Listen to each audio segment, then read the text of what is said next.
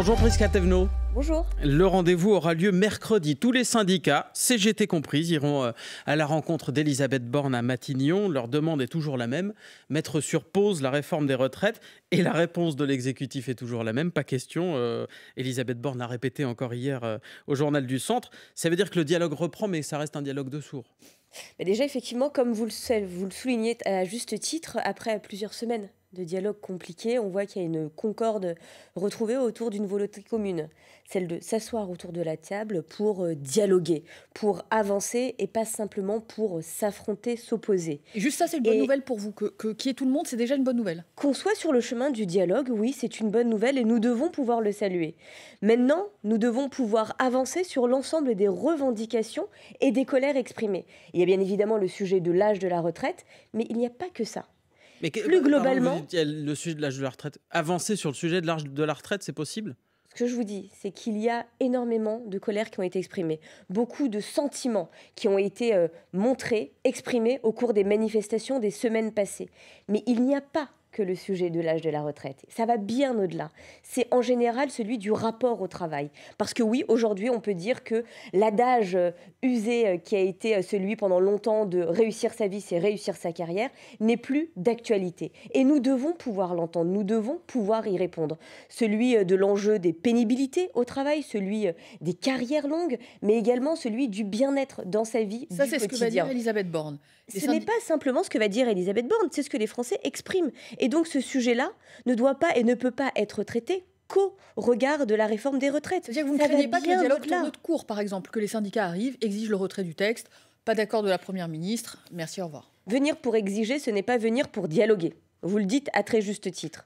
L'ensemble des revendications exprimées vont au-delà de ça. Il faut qu'on soit en capacité de l'entendre. Et, on doit le dire de façon très claire, au sein de la majorité présidentielle, les députés de la majorité présidentielle se sont saisis de ce sujet du malaise dans le rapport au travail. Un groupe de travail a été mis en place autour du député Marc Ferracci et des conclusions seront apportées pour qu'on adresse cela. Pour qu'on ait un peu plus de visibilité sur le calendrier, une loi travail qui doit arriver, vous devez remettre vous aussi un rapport. Donc, il y a des conclusions qui vont être apportées, le travail est en cours. Je ne fais pas partie de ce groupe de travail, mais j'y prendrai toute ma part. Ce sera rapidement ou ce sera en septembre, plus loin, enfin, juste pour avoir je n'ai pas, alors pour être très clair, je ne fais pas partie de celles ou ceux qui se prononcent quand je n'ai pas les informations. Je vous le dis de façon très claire, le travail est en cours. En termes de calendrier, je pense que nous pourrons y revenir. De toute façon, après cette réunion de mercredi, quoi qu'il arrive. Ça change quoi je le disais tout à l'heure, la CGT va venir à cette réunion.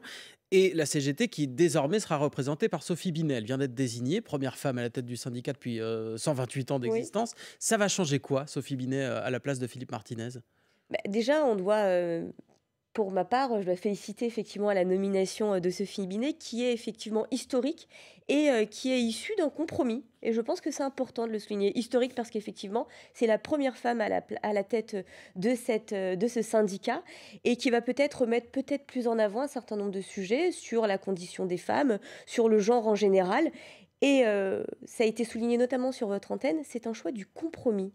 Et je pense que c'est important aujourd'hui de pouvoir montrer qu'au sein de ce syndicat qui était peut-être en proie à certains sujets en interne, eh bien, vont pouvoir avancer et vont pouvoir s'inscrire dans cette démarche au niveau national également. Compromis, je précise, parce que c'est Marie Buisson qui était la candidate désignée par Philippe Martinez. Elle n'a pas été choisie. Mais sa rivale, qui était plus radicale, Céline Verzelletti, n'a pas été choisie non plus. Finalement, effectivement, Sophie Binet, qui est plus compromis, c'est celle qui représentait les cadres au sein de la CGT. Pour autant, elle prévient déjà, il n'y aura pas de trêve, pas de médiation. Ça veut dire que vous attendez quand même à une continuité dans le message porté par Sophie Binet, c'est-à-dire un message de fermeté, notamment sur les 64 ans.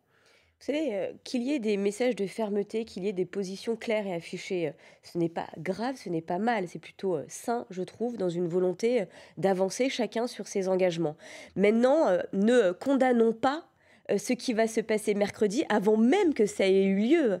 Je sais qu'il y a une précipitation, une volonté d'aller toujours plus vite que la musique.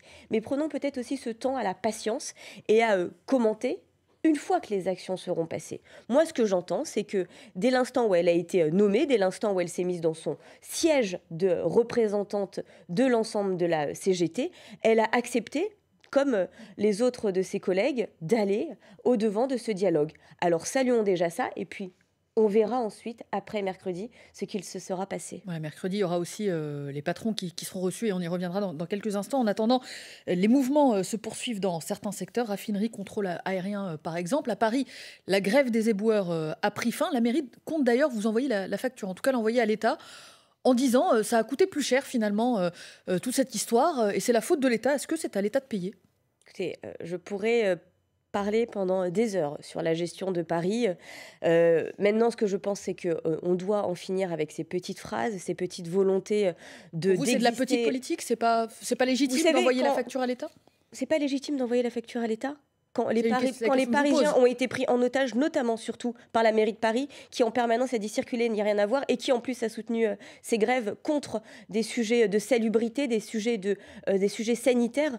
Donc je pense qu'à un moment, raison doit revenir à la mairie de Paris et qu'elle doit en permanence arrêter de se décharger, de se dédouaner sur les Parisiens. Elle l'a fait en permanence. Rien que la dette de Paris a été multipliée par 2 depuis qu'elle est aujourd'hui installée. Et elle a donc augmenté les impôts locaux pour essayer justement de rétablir les situations financières. Plus généralement, qui doit payer quand il y a des dégradations commises en marge de manifestations? Il y a des communes, Châteauroux par exemple, des communes moyennes parfois, qui demandent aussi à l'État de payer.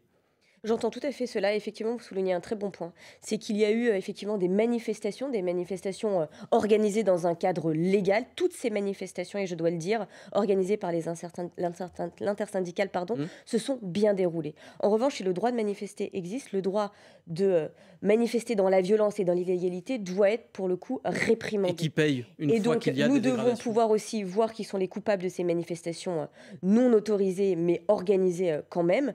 Et encore une fois, si l'État doit venir aider les collectivités, elle le fera. Mais encore une fois, attendons, ne précipitons pas en permanence le dialogue et les commentaires. Prisca Thévenot, est-ce que vous comprenez la communication de l'exécutif, les canaux choisis en tout cas cette semaine, il y avait une interview du chef de l'État dans PIF Gadget. Et la semaine prochaine, voici que Marlène Schiappa va poser pour le magazine érotique Playboy. Alors, est-ce que vous comprenez je peux voir vers où vous voulez m'emmener, mais je pense simplement que ça peut paraître déroutant. Je l'entends et c'est pour ça que je vais y répondre. Remettons peut-être les choses dans leur contexte. Emmanuel Macron, effectivement, a donné une interview dans le magazine PIF. Le magazine PIF, qui est un magazine français, connu, qui a eu des récompenses au niveau international aussi, et dont nous devons saluer aujourd'hui cette renommée. Il a donné cette interview dans le cadre des 75 ans du magazine. C'est important, je pense, pour un président de la République. C'est la concomitance. De pouvoir saluer et reconnaître l'importance de ce magazine. Maintenant, par rapport à Marlène Schiappa sur Playboy, je dois le dire, est-ce que Marlène Schiappa est connue pour avancer, pour mettre la lumière sur les enjeux liés au corps des femmes, liés aux droits des femmes? Je crois que oui. Est-ce que le magazine Playboy est connu pour promouvoir le sujet du droit des femmes et le rapport au corps des femmes? Je crois que non. Donc il est important que nous puissions aussi adresser ces sujets dans ce magazine. Il ne s'agit pas de poser nu, mais d'aborder des sujets importants qui aujourd'hui sont toujours là, présents, aussi bien dans notre vie du quotidien que sur les réseaux sociaux et y compris sur si un certain nombre de domaines. Avec le fait que le magazine apparaisse le jour de la prochaine mobilisation, on a entendu certains, y compris dans votre majorité, dire ça va un peu parasiter la communication gouvernementale, on est sur la crise sociale, on est en ce moment sur un sujet de consultation. C'était pas forcément le bon calendrier, au-delà du canal. Alors, ça voudrait dire que le sujet des droits des femmes, du rapport au corps de la femme, aujourd'hui dans notre société, devrait être mis en pause au regard de l'actualité par ailleurs. C'est pas en pause, c'est la question encore une fois du canal qui pose question. Vous savez, Madame Marlène Schiappa n'est pas rédactrice en chef. Elle ne choisit pas les dates de publication. C'est elle qui choisit. Elle ne choisit pas les dates de parution. Maintenant, elle aurait pu dire à Playboy, écoutez, s'il vous plaît, on peut décaler l'interview peut-être. Vous savez, vous voulez qu'on parle clairement du droit des femmes? Parlons-en. Parlons-en du droit des femmes. Nous avons voté cette semaine un texte sur les influenceurs. Je trouve que c'est un texte extrêmement important aussi parce qu'il permet de mettre en avant que c'est un nouveau métier qui apparaît aujourd'hui dans notre actualité, mais c'est aussi un métier que nous devons encadrer, notamment au regard du droit des femmes. Oui, voté à l'unanimité. Et je précise aussi que depuis aujourd'hui, l'amende pour le délit d'outrage dans la rue, outrage sexiste, comme par exemple quand on siffle une femme ou qu'on lui fait des remarques désobligeantes, elle double, elle passe à 3 750 €. Vous restez avec nous, Prisca Thévenot. On a encore beaucoup de sujets à évoquer et il est déjà 8h42. C'est l'heure du Fil Info avec Diane Ferchit. 10 000 personnes attendues à Vire dans le Calvados aujourd'hui contre la réforme des retraites. C'est dans cette circonscription que la première ministre Elisabeth Borne a été élue députée. Et dans le journal du Centre, Elisabeth Borne répond à Laurent Berger, le leader de la CFDT qui appelait à mettre sur pause la réforme. Mettre une loi en pause, déclare-t-elle, ça n'existe pas. Le passage de la tempête Matisse en France a fait 2 morts dans les Vosges et en Alsace. Matisse qui a fait des dégâts matériels aussi dans l'Indre. La mairie de Buzançais, dans l'ouest du département, fait état d'une tornade. 150 habitations ont été touchées. Alors que la Russie prend aujourd'hui la présidence tournante du Conseil de sécurité de l'ONU, aucun crime de guerre ou crime contre l'humanité ne doit être oublié, déclare Emmanuel Macron. Message diffusé au sommet de Boutcha en Ukraine, 1 an après la découverte dans cette ville des crimes commis par l'armée russe. La 29e journée de Ligue 1 de football, Marseille et Montpellier font match nul 1 partout. Aujourd'hui, Auxerre reçoit 3 à 17h. Et puis le RC Lens se déplace à Rennes. Les 2 équipes luttent pour une qualification européenne. Coup d'envoi à 21h. France Info. Le 8h30 France Info, Neila Latrousse, Laurent Sénéchal. Toujours avec Prisca Thévenot, députée des Hauts-de-Seine. Je le disais il y a quelques instants, mercredi, Elisabeth Borne ne reçoit pas que les syndicats, elle reçoit aussi les représentants du patronat et notamment le MEDEF qui a des choses à lui dire. Geoffroy Roux de Bézieux, lundi, était à votre place. Écoutez. On a signé un accord que le gouvernement aurait dû lire, qui dit très clairement qu'en cas de profit exceptionnel, ce qui est exactement le cas qu'on cherche à traiter, il y a une clause de revoyure obligatoire pour tous les accords d'intéressement de participation pour redonner un intéressement supplémentaire ou de la participation supplémentaire aux salariés. Alors à quoi fait référence Geoffroy Roux de Bézieux ? À l'interview donnée par le chef de l'État il y a quelques semaines, dans laquelle il a parlé d'une contribution exceptionnelle en cas de rachat d'actions. Les entreprises qui rachètent des actions quand elles font beaucoup de profits. Or, les syndicats se sont déjà mis d'accord sur un accord sur les bénéfices exceptionnels. Comment est-ce qu'on répartit cette manne financière ? Geoffroy Roux de Bézieux, on est quand même surpris. On nous demande de discuter, on signe un accord, et puis le président a une nouvelle idée comme ça qui sort du chapeau. Non, on voit qu'en fait, les sujets sont les mêmes.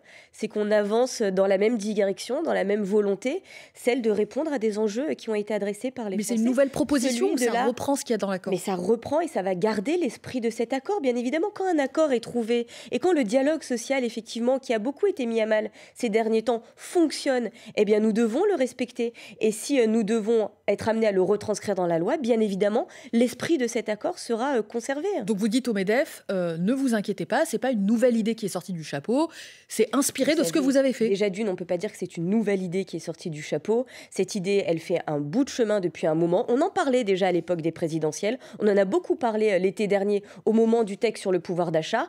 Les Français l'ont exprimé vraiment fermement lors des manifestations dans le cadre de la réforme des retraites. J'ai envie de vous dire, avançons. Ça avance de façon groupée, de façon coordonnée, aussi bien par les représentants syndicaux, patronaux et par la classe politique. Super. Ce week-end, c'est la fin des travaux de la Convention citoyenne sur la fin de vie qui termine ses travaux aujourd'hui, les rendra publics demain et sera reçu ensuite par Emmanuel Macron lundi. Est-ce qu'il y aura une nouvelle loi sur la fin de vie ? Vous savez, avant de se demander où on va, peut-être savoir d'où on vient. Et depuis 1999, avec les premières lois, la loi Kouchner, si je ne m'abuse, il y a eu déjà pas mal d'avancées qui ont été faites pour le droit des patients. Il y a les directives anticipées, il y a effectivement la sédation profonde et continue jusqu'au décès, il y a aussi la personne de confiance qu'on peut nommer. Je pense qu'aujourd'hui, nous devons faire en sorte qu'on ne recule pas sur ces avancées et qu'on progresse. Progresse sur 2 aspects. Déjà sur la communication et la bonne connaissance de ces mesures, parce que très peu de Français les connaissent réellement en réalité, mais également sur le bon déploiement de ces mesures. Pourquoi ? Parce qu'on va prendre par exemple le sujet de la sédation profonde et continue. Qu'est-ce que ça veut dire le bon déploiement ? Et justement, je me permets d'aller un peu plus loin dessus. Sur la sédation profonde et continue jusqu'au décès. On se rend compte aujourd'hui qu'en France, plus d'un tiers des Français décèdent soit chez eux, soit dans des maisons de retraite. Et qu'en réalité, tout le monde aspire à mourir, à passer ses derniers instants entouré de sa famille, au chaud, chez lui. Sauf que c'est souvent rarement possible. Pourquoi ? Parce qu'effectivement, ce dispositif est très peu connu et qu'en réalité, il est très difficile à mettre en œuvre dans le foyer des Français. Donc nous devons aller vers ça, par exemple sur des unités de soins mobiles. C'est notamment une des préconisations, je crois, de la Convention citoyenne. Il y en a de nombreuses, mais ça en est une. Et c'est également une des conclusions apportées par le rapport qui a été fait par un certain nombre de parlementaires, rapport transpartisan. Pour bien comprendre, vous dites avant de se poser la question d'aller plus loin, il faut savoir si ce qui existe déjà est bien fait. C'est basique, ça paraît du bon sens, mais oui. Aller plus loin, c'est le suicide assisté ou l'euthanasie, je le précise. Et sur ce sujet, nous devons être capables de le regarder droit dans les yeux, de pouvoir considérer qu'il n'y a pas de tabou, mais nous devons aussi considérer qu'aujourd'hui, un certain nombre de dispositifs existent et voir s'ils sont bien appliqués. Vous avez une position personnelle, vous, sur la question du suicide assisté ou de l'euthanasie? On a vu qu'un certain nombre de conventionnaires qui étaient venus avec des idées au début du travail ont pu changer de position dans un sens comme dans l'autre, d'ailleurs. Dans un sens comme dans l'autre. J'accepte de ne pas avoir de position arrêtée aujourd'hui, de ne pas savoir aujourd'hui. De façon très claire, j'ai eu une éducation religieuse, mais également ma vie personnelle m'a amenée à être confrontée à certains instants de vie difficiles, notamment avec le décès de mon papa. Et je dois dire que ce cheminement que je fais sur ma position, que je serais peut-être amenée à mettre en place dans le cadre d'un vote futur, eh bien je le fais avec les habitants de ma circonscription, mais aussi au-delà. J'ai mis en place des réunions publiques où nous avons adressé ce sujet ensemble. J'ai également participé à des tables rondes avec des étudiants, des jeunes, mais également des experts du sujet. Et donc oui, j'accepte aujourd'hui de ne pas avoir une position arrêtée dessus, mais d'avoir ce cheminement de pensée que je ne fais pas tout seul, mais que je fais bien évidemment avec plein de personnes autour. Et justement, la parlementaire que vous êtes, vous évoquez ce rôle-là. Quelle place elle compte donner aux travaux de cette convention? Est-ce que les conventionnaires seront reçus ensuite à l'Assemblée nationale pour essayer de voir ensemble ce qu'il est possible de faire? Est-ce que c'est des travaux complètement à part, ce que fait le Parlement et ce que fait la Convention citoyenne? Tous les travaux qui sont mis en place dans le cadre de la fin de vie ne sont pas des travaux en silo. Bien évidemment, tous adressent le même sujet sur des institutions différentes, sur des modèles différents. Pour l'instant, ces travaux ont été menés. Les conclusions pour le travail parlementaire ont été rendues mercredi. Les conclusions de la Convention citoyenne a été rendues cette semaine, seront remis à la Première ministre puis au Président de la République. Bien évidemment, nous parlons. Et d'un mot, est-ce que vous souhaitez d'autres conventions citoyennes? Est-ce qu'il faut multiplier la méthode sur le nucléaire, sur l'immigration? Il y a des idées qui foisonnent dans tous les partis. Tout ce qui sera vecteur de permettre à chacun de participer, à faire entendre sa voix dans le cadre du respect de nos institutions et à privilégier et à faire progresser. Donc pourquoi pas d'autres conventions citoyennes sur d'autres sujets. Merci beaucoup. Prisca Thévenot, porte-parole du parti Renaissance, députée, invitée ce matin du 8h30 France Info.